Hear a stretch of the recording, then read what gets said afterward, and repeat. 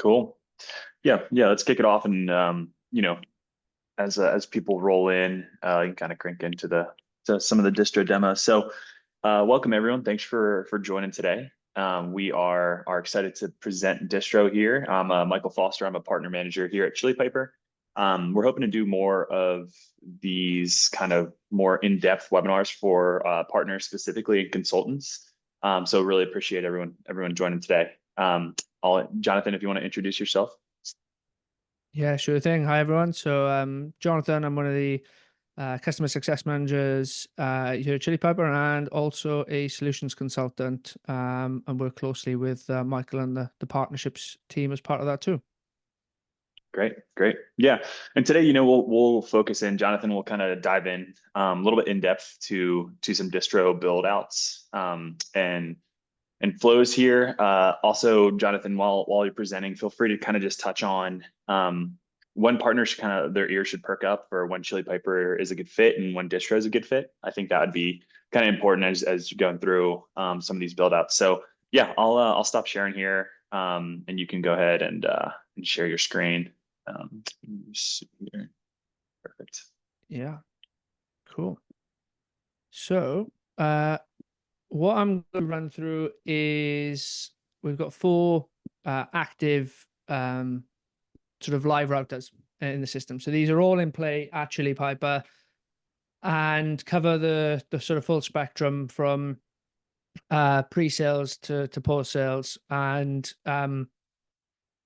focusing on, in particular, one of those areas, as sort of Michael just mentioned, some of the triggers is only one of them is actually based on the lead object.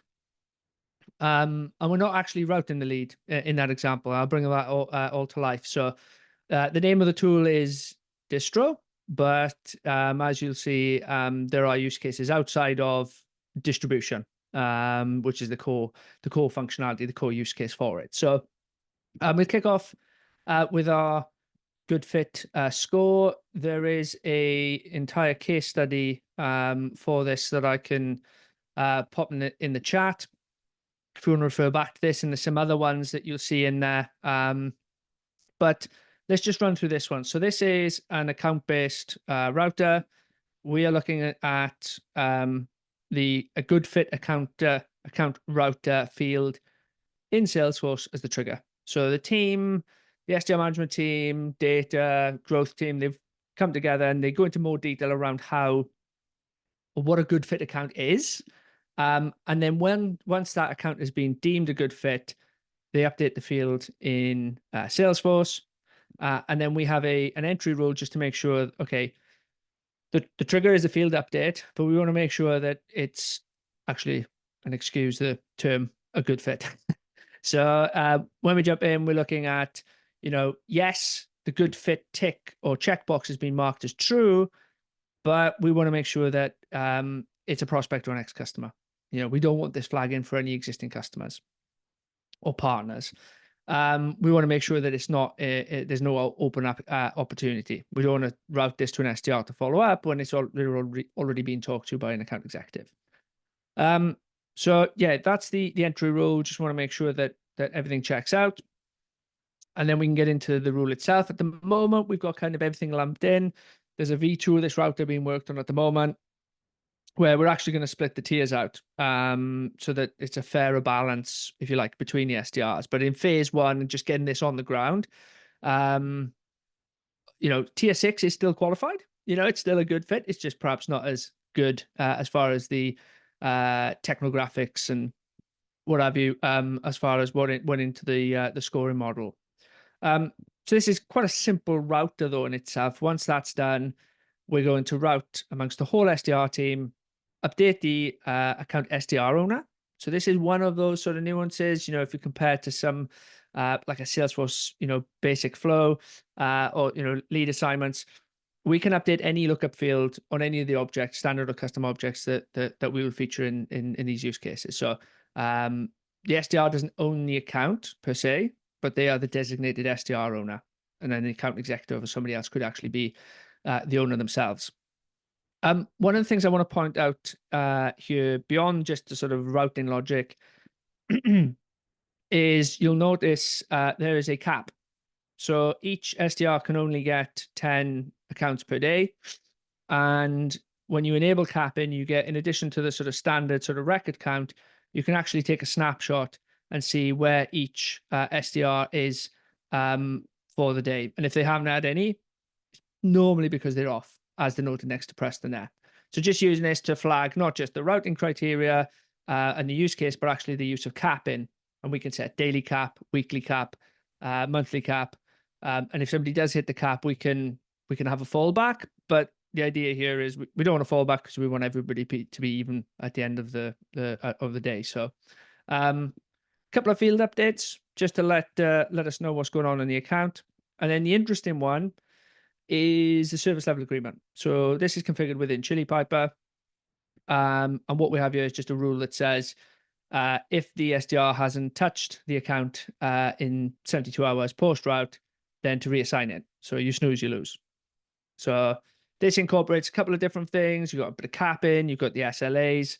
And yeah, like I said, that's I think a pretty good start as far as pre-sales goes, getting the accounts into the hands of the SDRs. When I was an SDR here at Chili Piper, I spent hours per day finding and reviewing accounts before deciding then to put them into cadences. So we have just launched our, I can't do it on this one, but on a lead or contact, we can now add records to sales loft and outreach cadences. And I know sort of V2 of this and the rest of the workflow will be, okay, I've been assigned an account. Let's go and add contacts who match ICP within those good fit accounts straight into a sales loft flow. So yeah, this is a kind of growing use case. Like I said, check out the blog, if you like, with more detail on this kind of what we did with good fit itself. Any questions on that particular one?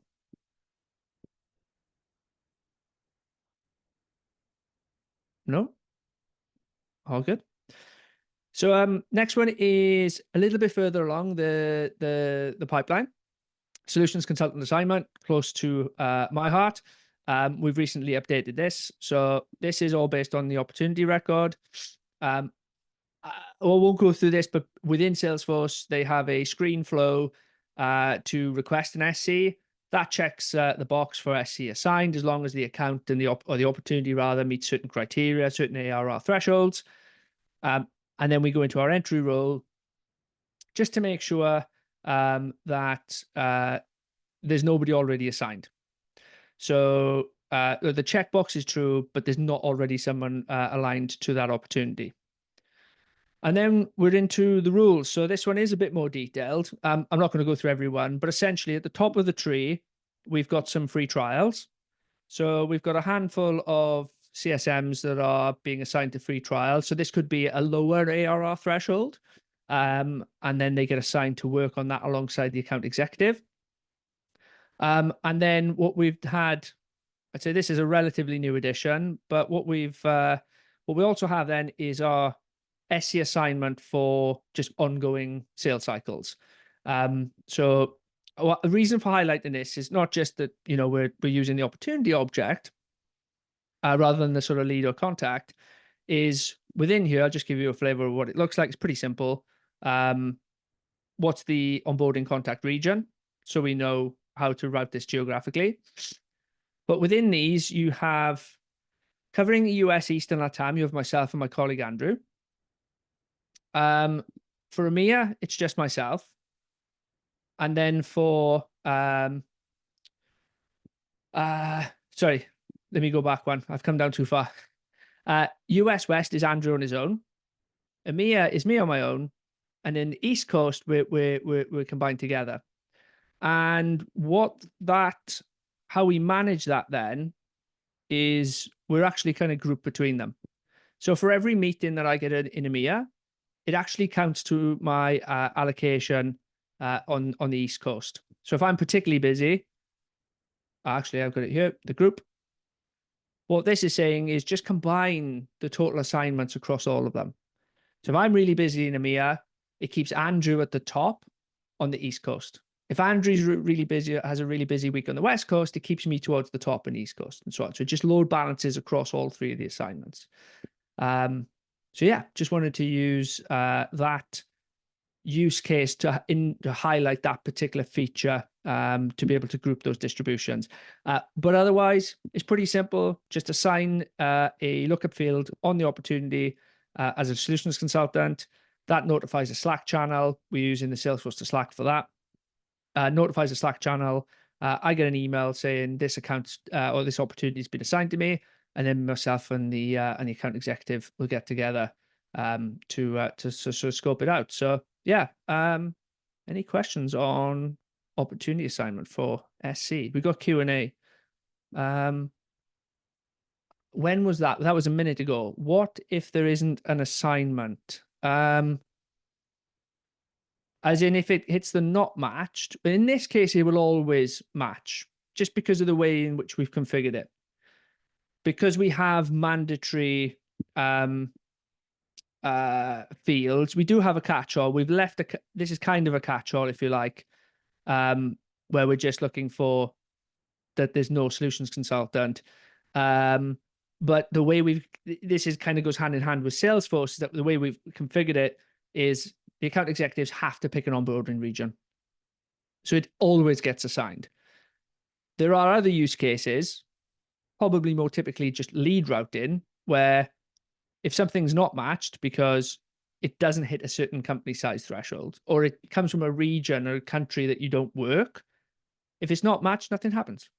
It gets triggered, and the logs will say that that lead was not matched, and therefore we've not done anything with it. So hopefully that answers it. Let me know if there's any follow-ups or if you want to come off. But yeah, happy to elaborate on that if there's any more questions on that.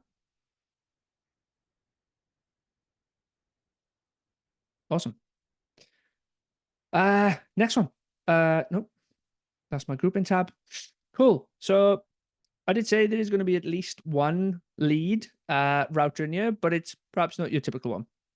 So this is our dedicated lead conversion router. We are not strictly contacts, but we are, I would say, largely a contact sort of heavy Salesforce org. So what we have, to give you a bit of context on this one, if somebody books a meeting through our concierge router on the website, which are web form booking tool, we will, if we find a matched account through lead to account matching, we will create a contact because they're qualified. They've been qualified because they've been able to submit the form. They've been able to see a calendar. Therefore, we'll just create a contact. Job done. However, of course, there are those occasions where it's a net new lead. There's no matched account. And in that instance, Chili Pipe will just create a lead. That's the sort of, the else, the fallback within the router. We cannot forcibly create contacts like you can do with HubSpot, and push only contacts to Salesforce. Watch this space, but this is why, or partly why this exists at the moment. So they come through the web form, or again, the SDRs are typically going to be working accounts and contacts. But this happened to me on more than one occasion where I'd send an email to a contact, they forward my email to somebody else in the business. That person in the business isn't in Salesforce yet. And, sometimes we can end up with scenarios where they're using a different email domain. Maybe lead to account doesn't match because of different orgs and within multinationals. And somehow a lead gets through into Salesforce. That's where this will sweep them up. It's like our fail safe to make sure that qualified records get converted to contacts. So that's the background. Basically, we have lead object. Anytime that the meeting type field is populated, that's a field on the lead that tells you that it's definitely touched Chili Piper. They definitely booked a meeting. We're going to wait 3 minutes, and then we're straight into our rules. There's no entry rule. We do have some qualification criteria in here, and basically here we're filtering out any tests. So if somebody's submitting our web form and it's spammy or it's got test in it, we're essentially going to rule it out. This is a good example where you could have some that don't get matched to whoever asked the last question. If you don't match a criteria on any of the paths, we're just going to leave it as a lead. So this is a better example within the router. So yeah, bit of qualification going in there. Some of that could be handled by an entry rule. Yes, exactly that. 3-minute wait. Almost always the wait step is for enrichment or for another process to run in Salesforce before Chili Piper does it. So trigger, wait 3 minutes, enrichment or whatever the other tools are going to do their thing, and then the routing rule will be evaluated.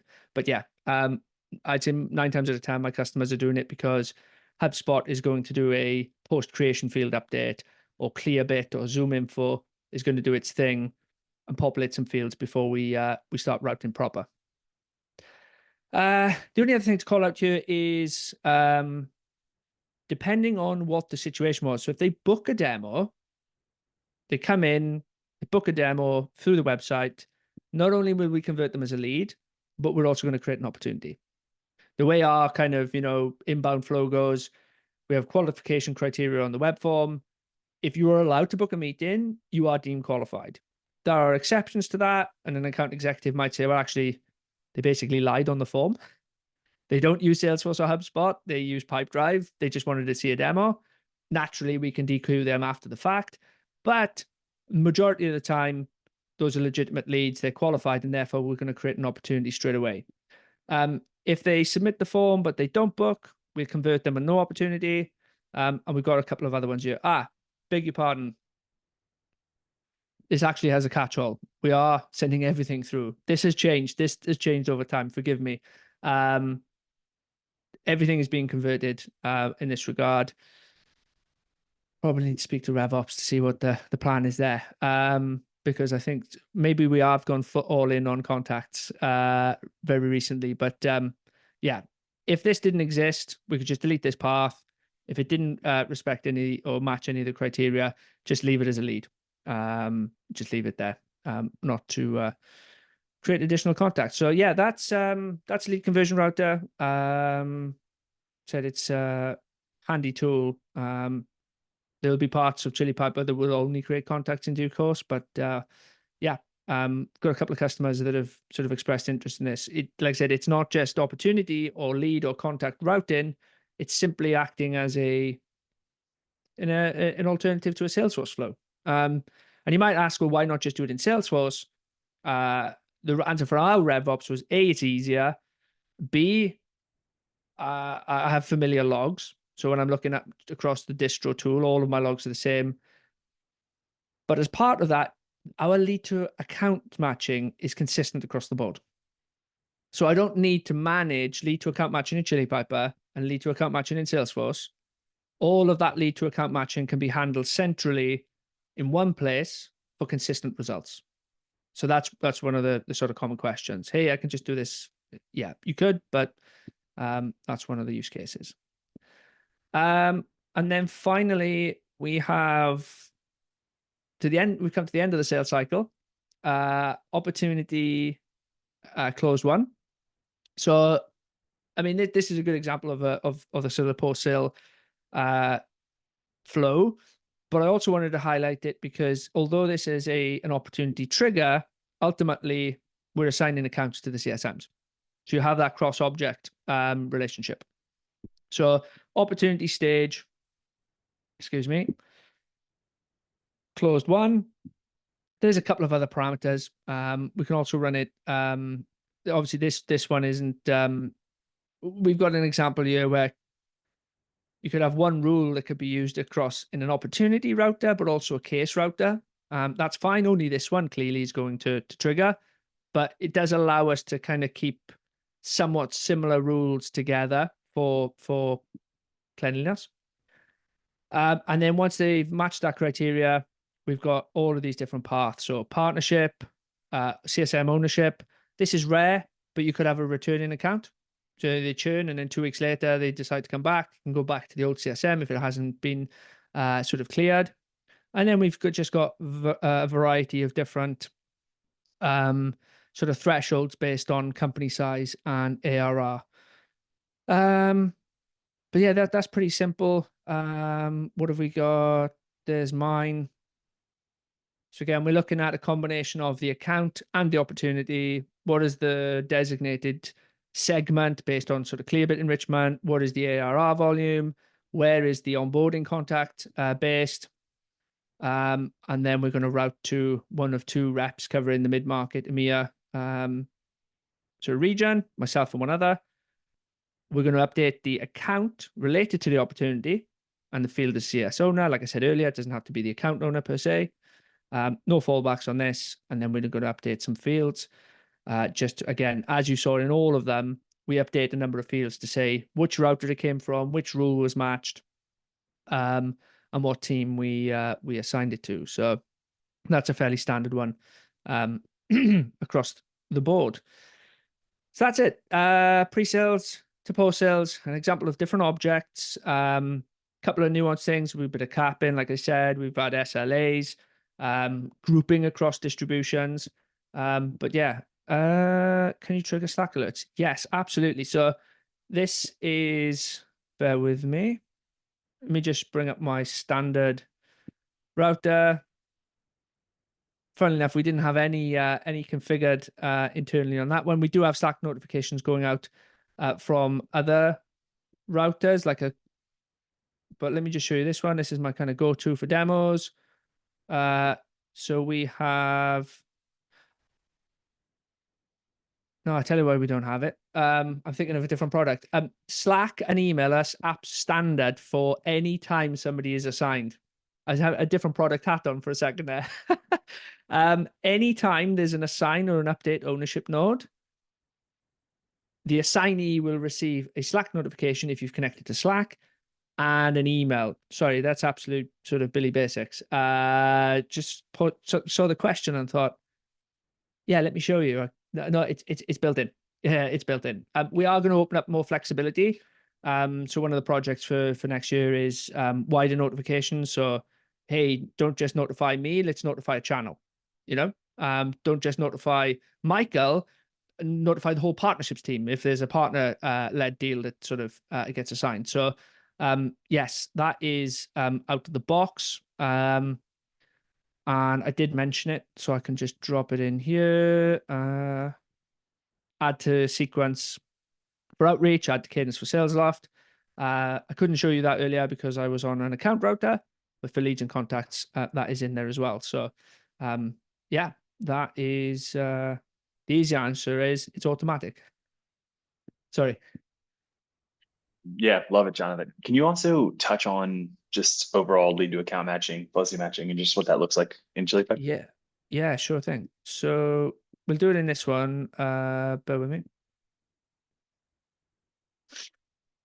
So lead to account matching is sort of handled. We have the actual matching settings, and then you tell us how you want to use those settings. So if I come in here, there's two parts. There's the standard, or what we call default Chili Piper lead to account, which is, I think this diagram paints a really good picture. Lead comes inbound via whatever product, web, straight into distro, what have you. Does the lead go and check the domain and extension, and are there any existing contacts across all accounts that match? If I get two contacts to one account, great, nice and easy. I could have three contacts across three accounts, and that's when our filtering kicks in. Then we start to go down through the funnel. So that's the standard. Optionally, we can check to see if the website matches. This kicks in if there's no contacts. And then depending on somebody's been playing around, do not judge me on my filters here. Somebody's been playing around in my workspace. But you can see here that you can start to play around. So actually, these are not too bad. What we're saying here is, does the account name match the company on the lead? Does the account phone match the phone on the lead? So actually, no, these I'm okay with these.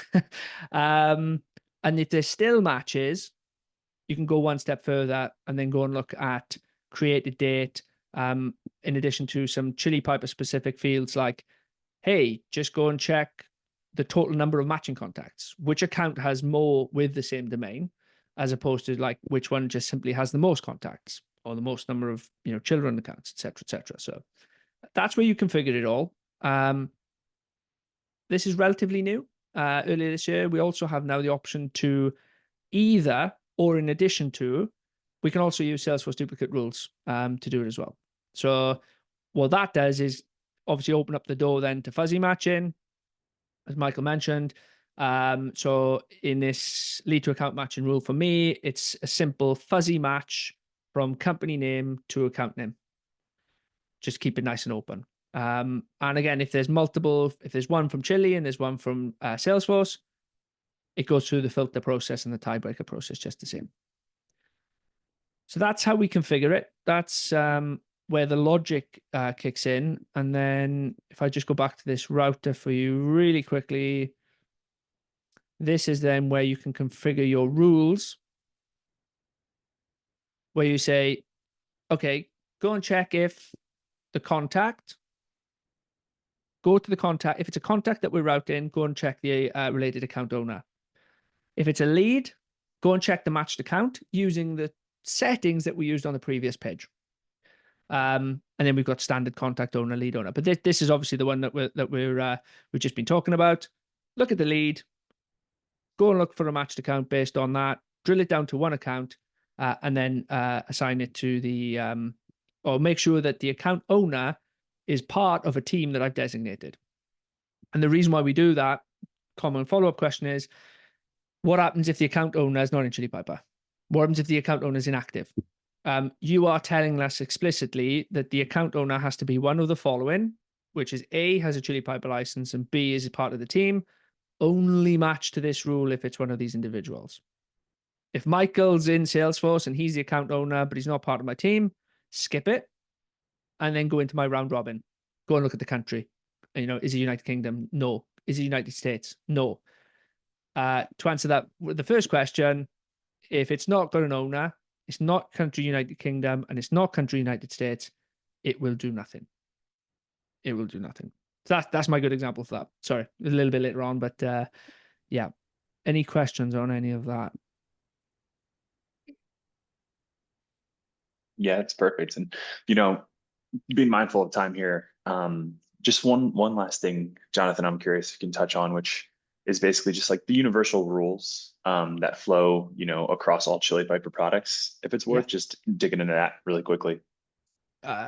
This one, I should probably update the name of account to account owner. Lead to account is grown some arms and legs. Account or record owner. So basically, we have that rule. You've just seen me make a change. I could add some additional conditions.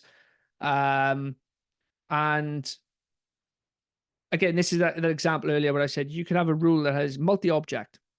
And the reason for that is because it could be used in lots of different places. Chili Pepper's clever enough to know, well, I'm in a lead router, I'm only concerned with the lead. If I'm in a contact router, I'm only concerned with the contact. But this allows me to have this one overarching ownership rule that can be used in many places. Distro, as you notice, the trigger is always based on a single object. But what happens if this is used in concierge instead?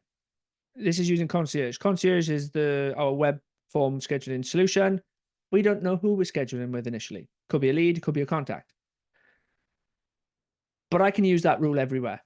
So if I go into my HubSpot router for concierge, I've got a customer rule, which is like a disqualification, if you like. And then lo and behold, there's my account and record ownership, which 2 seconds ago would have been called my lead to account ownership rule. So anywhere where I make a change now, if I decide, actually, do you know what? I don't want to use the account owner anymore across the whole of Chili Piper. I'm going to use the account executive owner. I can make that rule change once and it'll propagate across the whole of the workspace. Same goes for, you know, my territory assignments. If I want to change my states that I route to, if I want to change my company size thresholds, I only need to change it once and then it changes across the whole platform. So you only have to manage your rules in one place instead of 2 or 3. All right. Love it. Bang Yeah, on yeah. 7:30. It's I'm perfect. okay. I know you asked earlier about that, but I'm okay for time if there's any questions, closing questions. Yeah, yeah, we can leave it open for a second here for any Q&A. If you have any questions on anything you saw throughout the past 30 minutes, feel free to ask and Jonathan can answer. Yeah, and if not, we'll just give it a minute and see if anything comes in, Jonathan. But yeah, no, some good questions. So appreciate you all asking. And I'll share another link Hmm. It comes under a different part. The spicy ops, we've got a few in there. So there's a new one hot off the press, which is about clay. I'm not sure to what extent that goes into distro, but there's a couple of articles around ABM, so lead to account based rules, which is very similar to what I've just shown you. There's one in there around PQLs, so routing leads from different sources. And actually, the good fit one is in there as well. So that has some screenshots and maybe some detail, some context around some of the use cases that we have or using very similar to. Perfect. Yeah, yeah, I love it. There was one question from a partner earlier that was just asking recording here. So just some housekeeping stuff. After this, we'll go ahead and send out this recording. If you can share with other folks at your company, consultants ideally, just to get distro in front. And then we are also extending free trials of distro to our partners. And so if you want to get in here and click around the tool, please just email me. It's just michael.foster@chilipiper.com. And I'll get you all set up so you can either set it up live with your own Salesforce or get you set up in a Sandbox account. And yeah, get you all clicking around the tool. But other than that, Jonathan, really appreciate your time taking us through it. And thanks to My everybody on pleasure. the call. Yeah, awesome. Thanks all. Cool. See you soon. Thanks all. Have a nice one.